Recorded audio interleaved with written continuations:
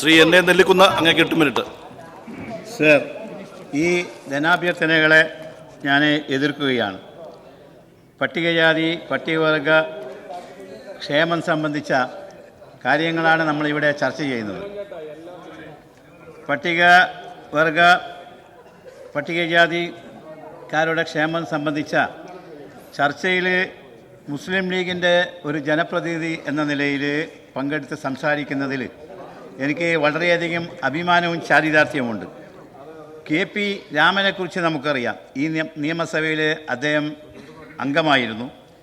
UC Raman, അദ്ദേഹം ഈ നിയമസഭയിൽ അംഗമായിരുന്നു. KP രാമൻ MLA മാത്രമല്ല, അദ്ദേഹം PSC മെമ്പർ കൂടിയായിരുന്നു. മുസ്ലിം ലീഗിൻ്റെ നോമിനിയായിട്ട് PSC മെമ്പറായി അദ്ദേഹം സേവനമനുഷ്ഠിച്ചിരുന്നു. UC രാമൻ, അദ്ദേഹം MLA ആയി വന്നത് കുന്നമംഗലത്തെ ജനറൽ സീറ്റിൽ മത്സരിച്ചാണ്. സർ, ഞാൻ മറ്റൊരു പേര് കൂടി ഇവിടെ പറയാൻ ആഗ്രഹിക്കുന്നു. ഈ അടുത്ത കാലത്ത് ദിവംഗതനായ ശ്രീ AP ഉണ്ണികൃഷ്ണൻ, അദ്ദേഹം മലപ്പുറം ജില്ലാ പഞ്ചായത്ത് പ്രസിഡൻ്റായിരുന്നു. കേരളത്തിൽ അങ്ങോളം ഇങ്ങോളം ദളിത് പിന്നോക്ക വിഭാഗങ്ങൾക്ക് വേണ്ടി പ്രസംഗിക്കുകയും പ്രവർത്തിക്കുകയും ചെയ്ത ഒരു നേതാവായിരുന്നു അദ്ദേഹം. കുന്നമംഗലത്ത് നിന്ന് അദ്ദേഹം മത്സരിക്കുകയും ചെയ്തിട്ടുണ്ട്. മാത്രമല്ല, മരിക്കുന്ന സമയത്ത് അദ്ദേഹം പാണക്കാട് അബ്ബാസ് അലി തങ്ങൾ പ്രസിഡൻ്റായിട്ടുള്ള മുസ്ലിം ലീഗിൻ്റെ മലപ്പുറം ജില്ലാ കമ്മിറ്റി സെക്രട്ടറി ആയിരുന്നു. ഞാനിത് പറയുന്നത് കേരളത്തിലെ ദളിത് പിന്നോക്ക വിഭാഗങ്ങളെ നെഞ്ചോട് ചേർത്ത് പിടിക്കുന്ന കാര്യത്തിൽ മുസ്ലിം ലീഗ് എന്തെന്നില്ലാത്ത താല്പര്യം അന്നും ഇന്നും കാണിക്കുന്നുണ്ട് എന്ന് പറയാൻ വേണ്ടിയാണ്.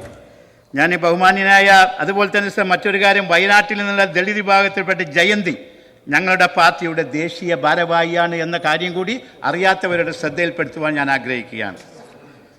ബഹുമാന്യനായ മന്ത്രി ശ്രീ കേളുവിനെ ഞാൻ അഭിനന്ദിക്കുകയാണ്. എനിക്ക് അദ്ദേഹം മന്ത്രിയായതിൽ പ്രത്യേകം സന്തോഷിക്കുന്ന ഒരാളാണ് ഞാൻ. കാരണം 8 വർഷക്കാലം പട്ടികജാതി പട്ടികവർഗ ക്ഷേമം സംബന്ധിച്ച നിയമസഭാ സമിതിയിൽ അദ്ദേഹത്തോടൊപ്പം നിന്ന് പ്രവർത്തിക്കുവാൻ എനിക്ക് സാധിച്ചിട്ടുണ്ട്. IC ബാലകൃഷ്ണൻ ഇവിടെയുണ്ട്. ഞങ്ങളൊക്കെ ആ കമ്മിറ്റിയിലെ അംഗങ്ങളാണ്. അപ്പോൾ കഴിഞ്ഞ 3 വർഷം അദ്ദേഹം പ്രസ്തുത സമിതിയുടെ ചെയർമാനായിരുന്നു. എത്രമാത്രം കേരളത്തിലെ ദളിത് പിന്നോക്ക വിഭാഗങ്ങളോട് അദ്ദേഹത്തിന് പ്രതിബദ്ധതയുണ്ട് എന്നും അദ്ദേഹത്തിൻ്റെ കൂറ് ആ വിഭാഗത്തോട് എത്രമാത്രമാണ് എന്നും എനിക്ക് നല്ലതുപോലെ അറിയാം. സർ, ഒരു AKG, ഒരു കൃഷ്ണപിള്ള, ഒരു MN ഗോവിന്ദൻ നായർ, ഒരു C അച്യുതമേനോൻ ഈ ഭൂമുഖത്ത് ഇനി ഉണ്ടാകുമോ എന്ന് നമ്മളെല്ലാവരും ആശിക്കുകയാണ്. അവിടെയാണ് നമ്മുടെ എല്ലാവരുടെയും പ്രതീക്ഷയായി ശ്രീ കേളു പ്രവർത്തിക്കുന്നത് എന്ന് ഞാൻ പറയുവാൻ ആഗ്രഹിക്കുന്നു. അങ്ങയുടെ മുൻഗാമി ഈ സഭയിൽ നിന്ന് വിട പറഞ്ഞത് വലിയൊരു ടെമ്പോ സൃഷ്ടിച്ചുകൊണ്ടായിരുന്നു. ആ ടെമ്പോ എന്താണെന്ന് ഞാൻ പറയാം. അപ്പോൾ അങ്ങയുടെ വരവിലും ഒരു ടെമ്പോ വേണമെന്നാണ് ഞാൻ അങ്ങയോട് ആവശ്യപ്പെടുന്നത്. മുസ്ലിം ലീഗിൻ്റെ പെരിന്തൽമണ്ണയിലെ നിയമസഭാംഗം ശ്രീ നജീബ് കാന്തപുര ഇവിടെയുണ്ട്. 2023 മന്ത്രി ശ്രീ K രാധാകൃഷ്ണനെ അദ്ദേഹം സമർപ്പിച്ച ഒരു നിവേദനത്തിൻ്റെ ഫലമായിട്ടാണ് നമ്മുടെ കോളനി പദപ്രയോഗം ഒഴിവാക്കി സദ്ഗ്രാമം എന്ന പേര് നൽകിയത്. അത് ശ്രീ നജീബ് കാന്തപുരം ആവശ്യപ്പെട്ടതിൻ്റെ അടിസ്ഥാനത്തിലാണ്. എനിക്ക് പറയാനുള്ളത്, പേര് മാറ്റിയത് കൊണ്ട് മാത്രമായില്ല, മറ്റ് ജനവിഭാഗങ്ങളോടൊപ്പം ജീവിക്കാനുള്ള ഒരു സ്ഥിതി ഈ പട്ടികജാതി പട്ടിക വിഭാഗത്തിൽപ്പെട്ട നമ്മുടെ സഹോദരന്മാർക്കുണ്ടാകണം. അതിനുവേണ്ടി ആയിരിക്കണം അങ്ങേന് ശ്രമിക്കേണ്ടത് എന്ന് ഞാൻ അങ്ങയെ ഉണർത്തുവാൻ ആഗ്രഹിക്കുകയാണ്. സർ, അങ്ങ് ഉണ്ടാക്കേണ്ട ടെമ്പോയെക്കുറിച്ച് ഞാൻ പറഞ്ഞല്ലോ. ഇപ്പോൾ ഷെഡ്യൂൾഡ് പട്ടികജാതിയെ ഷെഡ്യൂൾഡ് കാസ്റ്റിനെ നമ്മൾ പറയുന്നത് പട്ടികജാതി എന്നാണ്. ഷെഡ്യൂൾഡ് ട്രൈബിനെ നമ്മൾ പറയുന്നത് പട്ടികവർഗം എന്നാണ്. നമ്മുടെ തൊട്ടടുത്ത സംസ്ഥാനമായ കർണാടക, അവിടെ കന്നഡ ഭാഷയിൽ AK അഷ്റഫ് ഇവിടെ ഇരിക്കുന്നുണ്ട്. കന്നഡ മാതൃഭാഷയായി സ്വീകരിച്ചിട്ടുള്ള ഒരു ജനപ്രതിനിധിയാണ്. ആ കന്നഡയിൽ ഈ വിഭാഗത്തെ പറയുന്നത് പരിഷ്ഠജാതി പരിശിഷ്ട വർഗ എന്നാണ്. പരിശിഷ്ട ജാതി പരിശിഷ്ട വർഗം. അതുപോലെ തന്നെ മഹാരാഷ്ട്രയിൽ, ഇന്ത്യയിൽ ഈ വിഭാഗത്തെ പറയുന്നത് അനുസൂചിത് ജാതി അനുസൂചിത് വർഗ എന്നാണ്. അതായത് നമ്മളെല്ലാവരും ചേർത്ത് പിടിക്കേണ്ട വളരെയധികം മുന്നിൽ നിൽക്കുന്ന വിഭാഗം എന്നാണ് ഈ പദങ്ങളുടെ അർത്ഥം. നമ്മളിപ്പോൾ APL BPL കാർഡുകളുണ്ട് കേരളത്തിൽ. BPL ബിലോ പവേർട്ടി ലൈൻ, നമ്മൾ നമ്മുടെ റേഷൻ കാർഡിൽ എന്താണ് എഴുതുന്നത്? മുൻഗണനാ വിഭാഗത്തിൽപ്പെട്ട BPL-ന്, APL പൊതുവിഭാഗം. അപ്പോൾ മുൻഗണനാ വിഭാഗത്തിൽപ്പെട്ട ആളുകളാണ് ഇവരൊക്കെ. അതുകൊണ്ട് ഈ പട്ടികജാതി പട്ടികവർഗം എന്ന് പറയുമ്പോൾ തന്നെ ആ പേരുകളിൽ ഒരു അപകർഷബോധത്തിൻ്റെ ചുവയുണ്ട്. അത് മാറ്റാൻ അങ്ങ് നടപടികൾ സ്വീകരിക്കണമെന്നാണ് എനിക്ക് പറയാനുള്ളത്. സർ, സദ്ഗ്രാമങ്ങളിൽ ചില ലക്ഷ്യങ്ങൾ വേണം.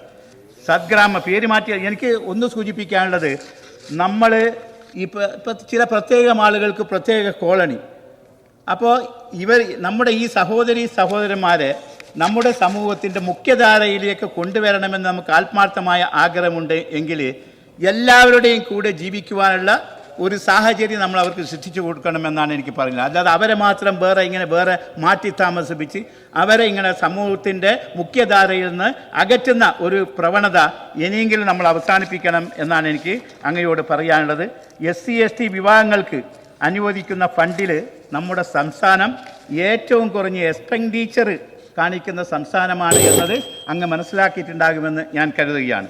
കോടികൾ ചെലവഴിച്ചിട്ടും എന്തുകൊണ്ട് നമ്മുടെ പട്ടിക വിഭാഗം ജനങ്ങളുടെ ദുരിതം മാറുന്നില്ല എന്നതിനെക്കുറിച്ച് നമ്മൾ മനസ്സിലാക്കണം. സർ, മറ്റൊരു മന്ത്രിയുടെ ഒരു ചർച്ച കൂടി ഇവിടെയുണ്ട്.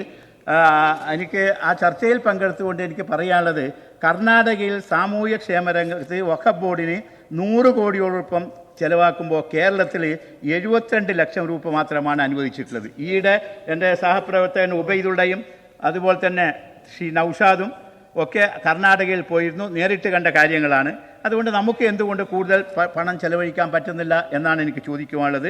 സാമൂഹ്യ ക്ഷേമ പദ്ധതി യോഗം വിളിക്കുവാൻ മന്ത്രിക്ക് താല്പര്യമില്ല. അതുപോലെ തന്നെ ചികിത്സാ സഹായം, വിവാഹ സഹായം എന്നീ അപേക്ഷകൾ ആയിരക്കണക്കിന് പരിഗണിക്കപ്പെടാതെ കിടക്കുന്നു. ബഹുമാനപ്പെട്ട മന്ത്രി ചാർജ് എടുത്ത ഉടനെ തന്നെ പറഞ്ഞു, വഖഫ് ബോർഡിൻ്റെ ഒരു ഇഞ്ച് മണ്ണ് പോലും അന്യാധീനപ്പെടുത്താൻ അനുവദിക്കുകയില്ല എന്ന് അദ്ദേഹം ഈ തിരുവനന്തപുരത്ത് മുതൽ കാസർകോട്ട് ഒന്ന് വരെ പ്രഖ്യാപിച്ചു. ഞങ്ങളൊക്കെ രോമാഞ്ചം കൊണ്ടു. പക്ഷേ ഇതുവരെയും ഒരു നടപടി ഉണ്ടായിട്ടില്ല. സർ, നമ്മുടെ നാട്ടിൽ ഇപ്പോൾ ഉണ്ടോ എന്ന് എനിക്കറിയില്ല, പുതിയ SIമാർ വരുമ്പോൾ ആ SIമാർ ഇങ്ങനെ ജീപ്പ് എടുത്ത് ഇങ്ങനെ ചുറ്റും അവരുടെ പരിധിയിലെ പോലീസ് സ്റ്റേഷനിൽ. എന്തിനാ പുതിയ ഒരാൾ ഇവിടെ വന്നിട്ടെന്ന് അറിയിക്കാൻ. എന്നിട്ട് പറയും, ഞാൻ കരാട്ട ബെൽറ്റ് ഇന്ന ബെൽറ്റുകാരനാണ്, ബ്ലാക്ക് ബെൽറ്റുകാരനാണ്, ഞാൻ ജിമ്മ് അറിയുന്ന ആളാണ് എന്നൊക്കെ. പിന്നെ ഒരാഴ്ച മാത്രമേ ഉണ്ടാവുള്ളൂ. പിന്നെ അയാളെ ജിമ്മും നമുക്ക് കാണില്ല, അയാളെ ബ്ലാക്ക് ബെൽറ്റ് എവിടെ പോയി നമുക്കറിയില്ല. അതുപോലെ തന്നെയാണ് മന്ത്രി പ്രഖ്യാപിച്ചിരുന്നു. ഞങ്ങൾക്ക് വളരെയധികം സന്തോഷമുണ്ട്. പക്ഷേ ആ പ്രഖ്യാപനത്തിനനുസരിച്ച് ഒരു പ്രവർത്തനവും നടന്നിട്ടില്ല. കാസർകോട്ട് വന്ന് അദ്ദേഹം പറഞ്ഞു, കേരളത്തിൽ ആദ്യമായി കാസർകോട് മുനിസിപ്പാലിറ്റിയിലേക്ക് ഒരു പിങ്ക് സ്റ്റേഡിയം അനുവദിക്കാൻ പോകുന്നുണ്ട്. പിങ്കുമില്ല, റെഡുമില്ല, ബ്ലൂ ഇല്ല. സർ, ഇതുവരെ അതേക്കുറിച്ച് വിവരം പോലുമില്ല.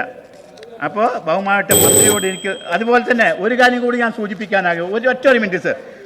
ഫാറൂഖ് കോളേജിൻ്റെ ചെറായി ബീച്ചിലെ ഭൂമിക്ക് സ്വകാര്യ വ്യക്തികൾക്ക് നികുതി വെക്കാൻ റവന്യൂ മന്ത്രിയും വഖഫ് മന്ത്രിയും കൂടി പങ്കെടുത്ത യോഗമാണ് അനുമതി നൽകിയത്. ബഹുമാനപ്പെട്ട കോടതി ഇടപെട്ട് അത് തടയുകയുണ്ടായി. മന്ത്രിക്ക് ഇക്കാര്യത്തിൽ എന്താണ് പറയാനുള്ളതെന്ന് കേൾക്കാൻ എനിക്ക് വളരെയധികം കൗതുകമുണ്ട് അദ്ദേഹത്തിൻ്റെ മറുപടി പ്രസംഗത്തിൽ. അപ്പോൾ വഖഫ് ഭൂമിക്ക് സ്വകാര്യ വ്യക്തികൾക്ക് നികുതി വെക്കാൻ അനുവാദം നൽകിയ ലോകത്തിലെ ആദ്യ മന്ത്രി എന്ന പേര് അങ്ങ് ആർജിക്കരുത് എന്നാണ് എനിക്ക് അങ്ങയോട് പറയുവാനുള്ളത്. അപ്പോൾ ഈ ധനാഭ്യർത്ഥനകളെ ശക്തിയുക്തം എതിർത്തുകൊണ്ട് മറ്റ് രാഷ്ട്രീയ കാര്യങ്ങൾ പറയാനില്ലാഞ്ഞിട്ടല്ല, അതെല്ലാം CPM-ന്റെ ഇപ്പോൾ തീർന്നുകൊണ്ടിരിക്കുന്ന കമ്മിറ്റികളിൽ അവരുടെ നേതാക്കന്മാർ വരെയൊക്കെ പറഞ്ഞു വരുന്നുണ്ട്. അതുകൊണ്ട് എല്ലാവരും പറയുന്നുണ്ട്. അപ്പോൾ അതുകൊണ്ട് ആ കാര്യങ്ങൾ ഞാൻ കൂടുതൽ പറയുന്നില്ല. ഒറ്റൊരു കാര്യം സർ, പാർട്ടി ജനങ്ങളുടേതാണ് എന്ന് കേൾക്കാൻ ചെവി വേണമെന്ന് പറഞ്ഞത് കോൺഗ്രസ് നേതാവല്ല, ലീഗ് നേതാവല്ല, തോമസ് ഐസക്കാണ് സർ.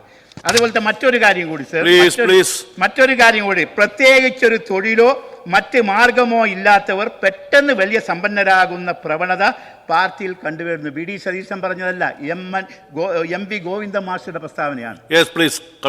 അപ്പോൾ ഞാൻ ഈ ധനാഭ്യർത്ഥനകളെ ശക്തിയുക്തം എതിർക്കുന്നു സർ.